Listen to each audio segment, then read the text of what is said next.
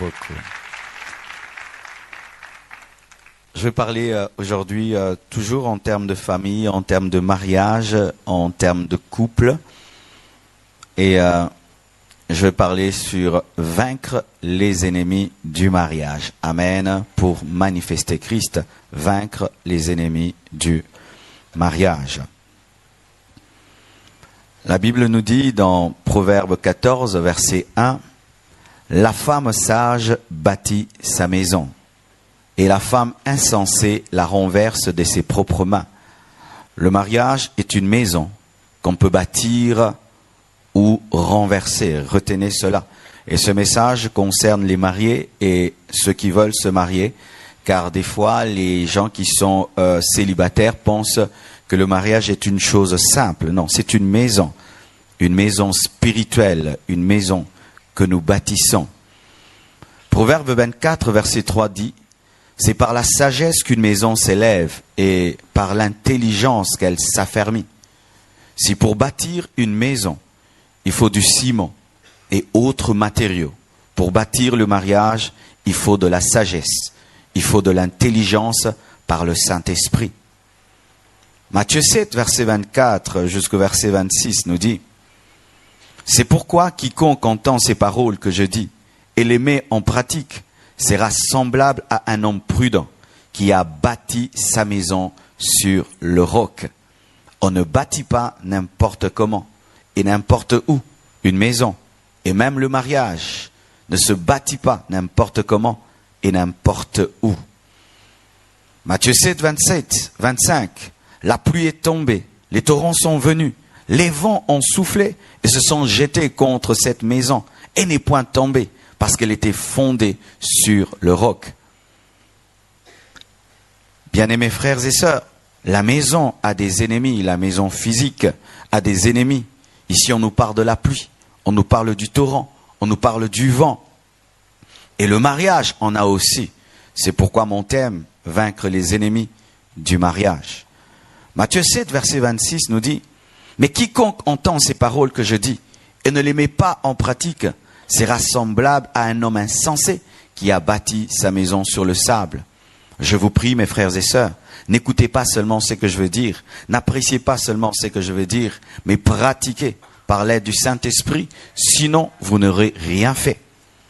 Matthieu 7, verset 27 nous dit, « La pluie est tombée, les torrents sont venus, les vents ont soufflé et ont battu cette maison. Elle est tombée et sa ruine a été grande. » Beaucoup de mariages aujourd'hui sont en ruine à cause des ennemis, parce que les hommes ont refusé d'aller vers Dieu pour acquérir sa sagesse. Je répète, mes frères et sœurs, le mariage est présenté dans Proverbe 14, verset 1, comme étant une maison, une construction, car Dieu aime utiliser le naturel pour expliquer le spirituel. Il aime utiliser ce qui est simple pour expliquer ce qui est compliqué. Il aime utiliser ce qui est proche pour expliquer ce qui est lointain.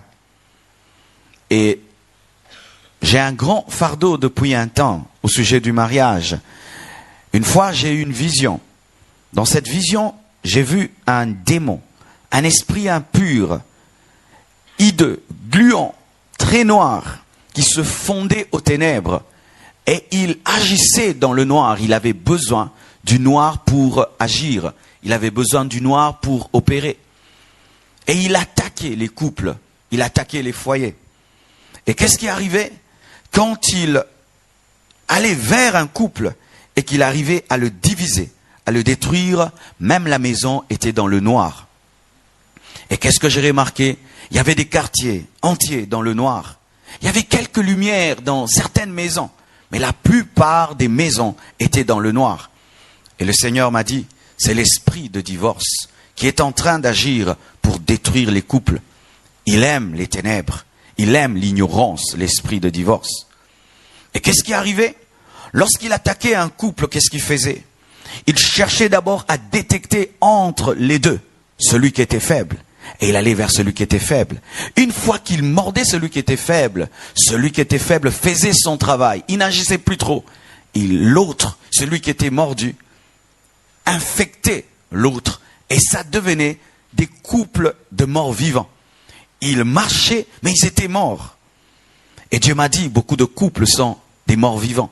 Ils sont là, main dans les mains, ils viennent à l'église, assis l'un à côté de l'autre, ils disent chérie, mais au-dedans, tout est mort parce qu'ils sont mordus. Et j'ai vu cet esprit venir vers moi aussi. Et quand il m'a attaqué, je l'ai chassé. Il est allé vers ma femme l'a chassé. Et il revenait comme ça. Et lorsque nous sommes tenus les mains dans la vision, nous avons résisté à cet esprit, il est parti. Et Dieu m'a dit, voici l'un des secrets. Il faut être ensemble, être fort ensemble. Il ne faut pas grandir sans ta femme. Il ne faut pas grandir sans ton mari. Il y a un homme ici, il est seul, il est en train de croître spirituellement. Mais sa femme n'entend pas ce que je dis. Il y a une femme qui est venue ici, elle est seule. Elle entend, mais son mari n'entend pas. Et qu'est-ce que l'ennemi fera? Il attaquera celui qui est faible. Car pour être marié, il faut être à deux. Tu ne peux pas être marié seul. Tu peux subir la faiblesse de l'autre. Tu veux du mariage, tu veux rester dans le mariage, mais l'autre n'en veut pas. Et tu subis le divorce, mais tu ne l'as pas voulu parce que l'ennemi a utilisé celui qui est faible. C'est pourquoi, bien-aimés, vous qui êtes fiancés et qui voulez vous marier, on n'épouse pas un inconverti. On n'épouse pas un inconverti. Bien-aimé, le mariage n'est pas une croisade d'évangélisation, ni un séminaire, ni une conférence. C'est pas pour que tu puisses dire, je vais le convertir. Tu n'es pas le Saint-Esprit pour convertir cet homme. Dieu ne peut te donner une pierre lorsque tu demandes le pain. Il ne peut te donner, bien-aimé, un poison lorsque tu demandes de l'eau. Et Dieu ne donne jamais les inconvertis à ses enfants pour le mariage. Cela n'est pas de Dieu. Et beaucoup, vous avez des souffrances aujourd'hui parce que vous avez refusé d'écouter Dieu lorsqu'il vous a interdit d'épouser un inconverti. La faiblesse vient de cet inconverti. Tu as épousé un animal, un homme charnel. Tu as épousé un homme animal. Et imagine que tu es dans un couple, tu es humaine et l'autre c'est un chien. Comment tu vas vivre avec lui? Alléluia. Et souvent, nous diluons nos critères dans le domaine du mariage lorsque le temps est passé. Tu es une fille, tu as 40 ans, tu n'es pas mariée et du coup tu dis, je vais épouser un serpent. Le serpent reste serpent malgré ton âge. Le temps est passé, on se moque de moi dans mon quartier, dans ma famille. Il faudrait quand même que je me marie et tu prends n'importe qui et tu épouses. Vaut mieux rester célibataire avec Jésus-Christ que d'épouser un inconverti qui va te séparer de Dieu. Le mariage n'est pas une compétition, le mariage n'est pas une course. Tant que tu n'as pas trouvé, reste seul. Car il y a des célibataires qui sont plus heureux que des mariés. Je dis, il y a des célibataires qui sont plus heureux que les mariés. Le mariage, c'est comme les chaussures. Quand je porte des chaussures, tu ne connais pas mes chaussettes. Tu ne sais pas si c'est troué ou pas troué. Et ainsi, dans les mariages, il y a des gens qui paraissent être heureux, mais ce sont des chaussettes trouées, cachées par des belles chaussures. Ils se battent dans la chambre, et ils sortent, ils sourient. Et puis tu dis, j'aimerais les avoir comme parrains. Ah, j'aimerais les avoir comme parrains. Et puis tu épouses n'importe qui. Pourquoi? Parce que tu vois ce couple-là qui sourit tout le temps. Alors que des fois, ce sont des chaussures qui cachent des chaussettes trouées. Alléluia. Et depuis ce temps, le Seigneur m'a dit que si nous ne travaillons pas à avoir des couples heureux, nous ne travaillons pas à avoir des familles heureuses, nous aurons un problème dans l'église, parce que vous allez venir à l'église avec vos problèmes. Imagine un homme et une femme qui ne se parlent plus, qui sont assis là en train d'écouter la parole, ils ne sont pas là en train d'écouter la parole, sa femme l'énerve, son mari l'énerve, et ils écoutent la moitié de la prédication. Et le diable aime voir des couples venir à l'église fâchés, ne parlant plus. Pourquoi? Il sait que vous allez rater le service et la grâce qui est répandue.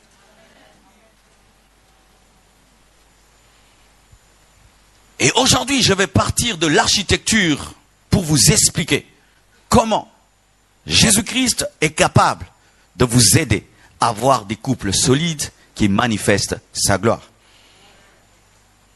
Le mariage nous est présenté comme une maison. Et les maisons ont beaucoup d'ennemis. Qui sont architectes ici? Alléluia. Les maisons ont beaucoup d'ennemis. Le tremblement de terre est un ennemi contre la maison. Tu peux construire une très belle maison, mais si le tremblement de terre passe, et ce n'est pas une maison solide, elle va tomber. C'est pourquoi aujourd'hui, les Japonais construisent des tours prévoyant le tremblement de terre, des tours qui sont capables de bouger sans se détruire parce qu'ils ont prévu qu'un jour, il y aurait un tremblement de terre. Et la maison, mariage, a des tremblements de terre. Qu'est-ce que sont que les tremblements de terre dans le mariage? C'est une période de doute, de remise en question, à cause de défauts de ton partenaire, de ton époux, de ton épouse. Il manifeste des défauts et tu te poses la question, est-ce que c'est vraiment lui? Tout le monde un jour s'est posé cette question. Est-ce que c'est vraiment elle? Pourquoi dans les fiançailles, chacun cache ses défauts? Tu te mets dans un état de perfection pour gagner l'autre. Mais lorsque vous vous mariez, le matin, il te dit bonjour et peut-être que sa bouche ne sent pas très bon. Parce que chaque fois que tu la rencontres, elle avait déjà brossé ses dents.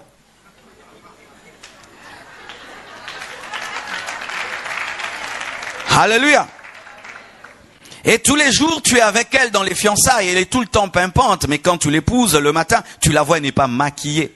Et si tout le temps elle avait des mèches, tu te rends compte qu'elle n'a pas beaucoup de cheveux.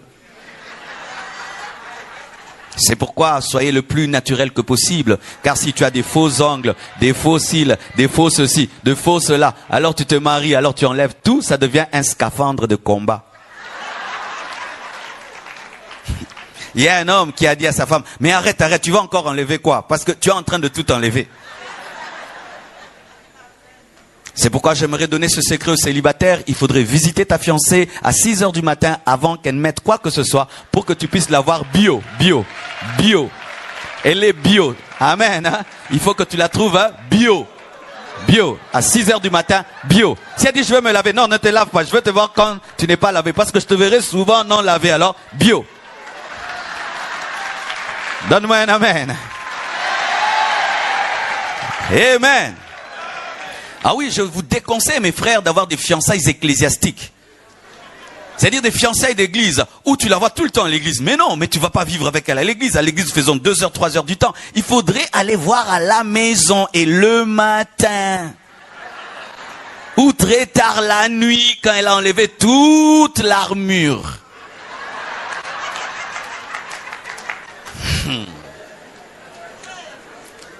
Amen. Et qu'est-ce qui arrive, les tremblements dans le mariage? C'est que tu as tellement idéalisé l'homme de ta vie. Tu l'as tellement idéalisé. Et mais lorsque tu l'épouses, après qu'il n'y ait plus cette belle robe blanche, et il n'y a plus cette belle veste noire, et ce col, voilà qu'il est dans son état naturel, tu te dis, est-ce que c'était lui? Mais Dieu t'avait parlé. Tu as eu des visions et des révélations. Mais tout d'un coup, tu te dis, est-ce que j'ai bien choisi? Tu as bien choisi. Mais sache que tu n'as pas épousé un ange, tu as épousé un homme avec des défauts, car toi-même tu es un humain, tu as des défauts. Et chaque fois que tu cherches à ce que l'autre soit un ange, regarde-toi toi-même, regarde, tu n'as pas d'elle, donc lui aussi n'a pas d'elle, comme toi tu n'as pas d'elle. Des imparfaits qui exigent aux autres la perfection subissent des tremblements à vie, de sorte qu'ils veulent changer de conjoint, recherchant une perfection qu'ils n'ont pas. Car si tu exiges à ton conjoint d'être parfait pour que tu vives avec lui, toi aussi tu dois être parfait pour qu'on vive avec toi. Et étant donné que tu es un humain, tu as des défauts, tu dois supporter les défauts de l'autre. Rebecca venait de Dieu, mais elle était stérile pendant un temps. Ève venait de Dieu, mais elle a amené même la chute, mais jamais Adam n'a divorcé d'Ève. Même si tu jeûnes, tu pries, tu entends la voix de Dieu parfaite et Jésus-Christ en personne descend te donner une femme, elle aura des défauts. Elle aura des défauts. Elle aura des défauts. Même si Jésus-Christ, le plus grand prophète du monde, te révèle l'homme de ta vie, il aura des défauts. Pourquoi? C'est un humain. Dieu ne nous donne pas des anges en mariage, il nous donne des humains. Des humains qui, lorsqu'ils transpirent, ils sentent mauvais. Donne-moi l'amen. Des humains qui vieillissent, alléluia. Des humains qui grossissent, qui perdent la taille.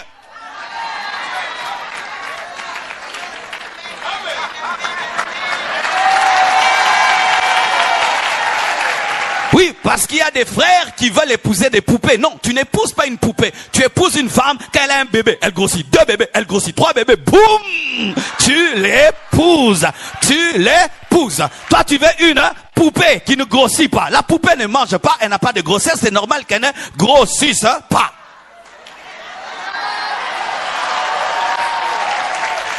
Oh, je t'aime plus, tu as perdu la taille. J'ai perdu la taille à cause de qui? C'est toi qui m'as fait les bébés?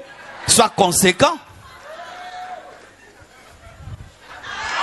Tu achètes une voiture, elle est intacte, elle est en sachet, et tous les amortisseurs sont en place. Et tu l'achètes, tu l'as conduit pendant 10 ans, et puis tu dis, mais les amortisseurs, ça veut, mais c'est toi qui l'as conduit.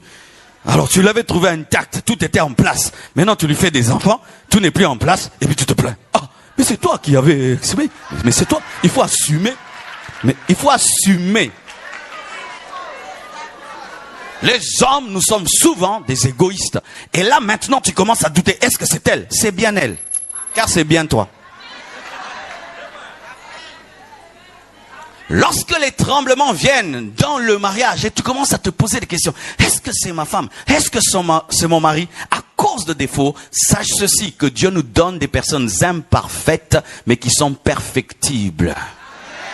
Et qu'est-ce qu'il faut faire? Il faut fonder ton mariage sur le roc qui est Jésus et aimer ta femme avec le cœur de Dieu pour que tu puisses te concentrer sur ses qualités et oublier ses défauts, car toi aussi tu as des défauts et elle se concentre sur tes qualités.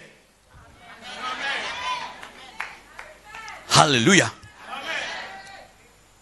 Bien-aimés frères et sœurs, dans aucun couple il y a un homme parfait et une femme parfaite. Impossible, il n'y en a pas. Et si quelqu'un le dit, c'est un menteur, un hypocrite. Dans tous les couples, il y a des défauts et des qualités. Mais il y a certains qui se concentrent sur les qualités qui avancent, mais d'autres se concentrent sur les défauts et divorcent.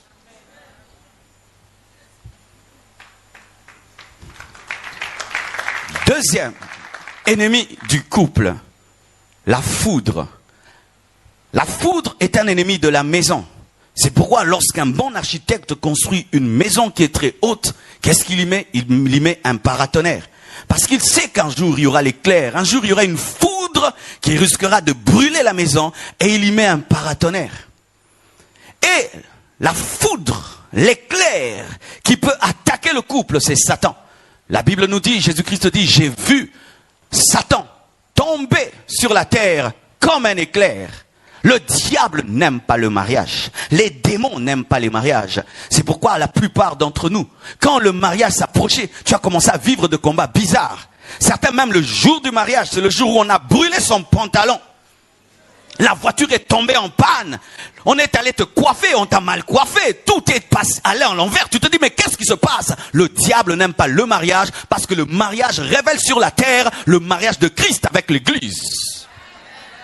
Bien-aimé, toi qui es marié, sache que le diable n'aime pas ton mariage. Il a de la haine pour le mariage. Son rêve, c'est de diviser tous les mariages. C'est d'amener la séparation, le malheur dans le mariage. Et lorsque tu vis le bonheur dans ton couple, Satan est jaloux de toi. C'est ainsi qu'il fait des stratégies et des stratégies. Il envoûte. Il cherche comment diviser. La seule chose qui peut vaincre l'éclair face à une maison, c'est le paratonnerre. Et le seul qui peut vaincre le diable, c'est Jésus-Christ de Nazareth. Je dis, c'est Jésus-Christ de Nazareth. Il a dépouillé les autorités, les dominations. Il a vaincu le diable. Et au nom de Jésus-Christ, nous chassons les démons. C'est pourquoi vous devez avoir une vie de prière. Lorsque vous sentez votre couple qui est agressé par les puissants des ténèbres, tenez-vous devant Dieu et chassez au nom de Jésus-Christ de Nazareth. Ou tu dis, Satan, tu n'entreras pas dans mon couple. Tu as détruit le couple de mon père. Tu as détruit le couple de ma mère. Mais tu ne vas pas détruire mon couple. Tu t'arrêtes ici au nom de Jésus.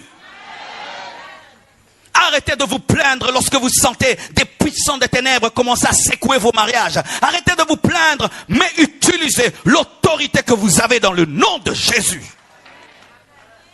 Souvent, nous sommes pressés à aller nous confier à gauche et à droite, sans avoir prié. Avant de te confier et de rechercher l'aide à gauche et à droite, prends le temps de prier. Est-ce que tu as suffisamment prié pour ton couple avant de te confier?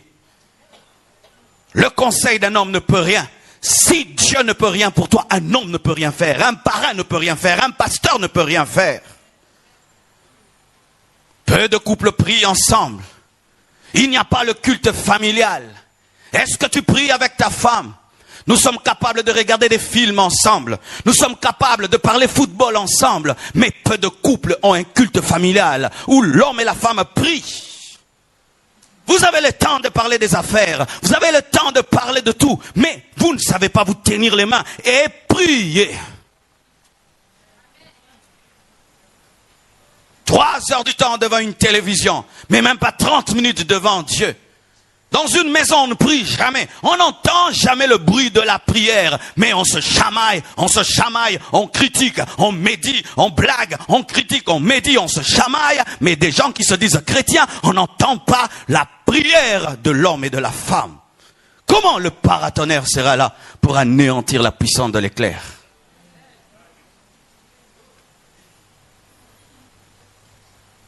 Un autre ennemi du couple et de la maison, c'est le surpeuplement. Je crois ici, il y a peut-être une capacité de 1000 places. Et si nous décidons tout d'un coup de mettre 5000 personnes dans ce bâtiment, il va s'écrouler. Pourquoi l'architecte n'a pas prévu qu'on y mette 5000 personnes? Et rien que l'afflux des hommes peut détruire cette architecture. C'est pourquoi dehors, on a mis des tentes. Dehors, on a mis des chaises parce qu'on ne veut pas détruire cette maison. Il en est de même avec le couple. Dieu n'a pas prévu que dans un couple, qu'il y ait trop d'infiltrés, trop de gens qui s'ingèrent. Mais quand dans ton couple, papa télécommande ton couple, maman télécommande ton couple, le pasteur télécommande et le prophète Faya télécommande ton couple, c'est lui qui te dicte ce que tu dois faire à ton mari et tout. Ça va détruire le couple. Le couple, c'est à deux. Lorsqu'il y a trop papa, trop maman, trop pasteur, trop prophète, trop les amis, ça va se détruire. C'est un surpeuplement. Et même lorsqu'on a des enfants, les enfants, des fois, détruisent le couple. Ah oui. Si vous avez des enfants, vous n'avez pas le temps pour vous deux, la présence des enfants va détruire votre couple. Au début de mon mariage, quand mon épouse a eu notre premier bébé, elle était tout le temps là, oracle, bisous. Et moi je regarde, je dis, oh, mais comment, moi j'ai même pas eu de bisous. Hein? C'est doudou et moi là. Je me sentais comme un étranger dans la maison, j'étais jaloux du bébé. Ah oui, j'ai dit, mais cette fille, vraiment, elle s'occupe plus de moi depuis qu'elle a un bébé.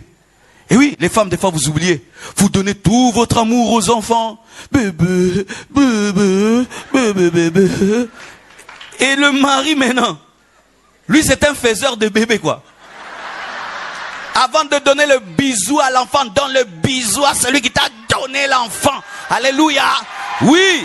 Pourquoi? Les enfants vont se marier, vont partir et tu resteras avec ce vieillard, avec cette vieille femme. Mais des fois nous tombons dans le piège. Tu donnes trop de temps aux enfants, tu oublies ta femme, tu oublies ton mari. Non! D'abord ton mari, d'abord ta femme. Les enfants non. Des fois les enfants doivent respecter l'intimité des parents. Pas tout le temps les enfants. Ils partiront.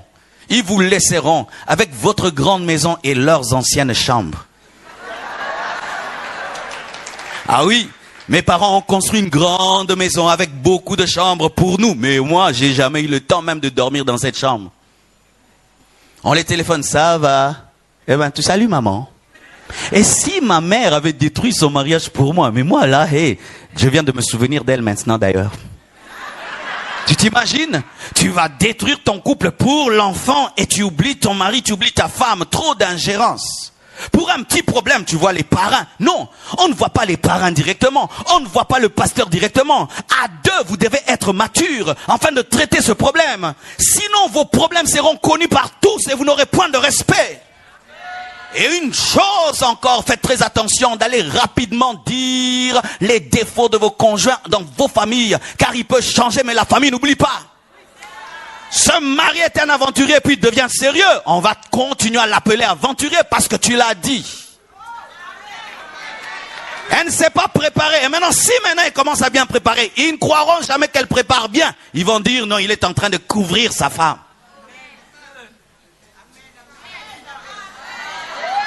Alléluia. Tous les amis, pour tout problème, tu appelles les amis, tu dis aux amis, qui te dit que l'ami n'a pas un ami qui a des amis et qui ont des amis? L'ingérence. Des femmes qui vont au mariage, mais qui amènent maman, qui amènent papa. Papa, qu'est-ce que tu dis? Il a dit qu'on doit faire ceci. Non, il ne le fait pas. J'ai décidé, on ne le fait pas. Qui a dit? C'est papa. Ah! Il fallait épouser ton papa. Voici quand tu sauras que tu aimes ton mari ou ta femme plus que tout. Après Dieu. Suppose que tu es dans une barque, seul, et on te dit, dans l'eau, il y a ton mari et il y a ton père. Et on te dit, choisis qu'un seul. Un seul seulement. Tu ne peux sauver qu'un seul. Tu sauveras qui? Ton mari ou ton père? Papa, vous entendez? Ton mari ou ton père? Ton mari ou ton père? Ton mari? Qui disent mon mari? Levez les mains. Qui disent mon père? Vous voyez, il y a mon père ici. Il y en a mon père. Il y a mon père. Mais je te dis que tu dois sauver ton mari. Parce que ton père a déjà fait sa vie. Et ton mari, c'est toi. Car tu es une seule chair avec ton mari. Tu dois te sauver toi-même. Tu dois te sauver toi-même. Si tu es dans une barque, il faut sauver ta mère ou ta femme. Tu vas sauver qui? Qui vont sauver leur mère? Ah, il y a des frères qui vont sauver leur mère. Qui vont sauver leur femme? Mais oui, il faut sauver ta femme parce que ta femme c'est toi et c'est toi qui es noyé. Tu dois te sauver. Et si les parents sont responsables, ils vont dire, mon fils, sauve, ma fille, sauve ton mari, parce que j'ai fait ma vie et tu dois faire ta vie avec ton mari, sauve ton mari et prie pour moi que j'aille au ciel. Si tu n'as pas encore atteint ce niveau-là, tu n'es pas encore bien marié. Si l'amour que tu donnes à ta mère dépasse l'amour que tu donnes à ta femme, tu n'es pas bien marié. Si l'amour que tu donnes à ton père dépasse l'amour que tu donnes à ton mari, tu n'es pas bien marié. C'est une ingérence. Et l'homme sentira cela. La femme sentira cela. Lui et sa mère. Lui et son père.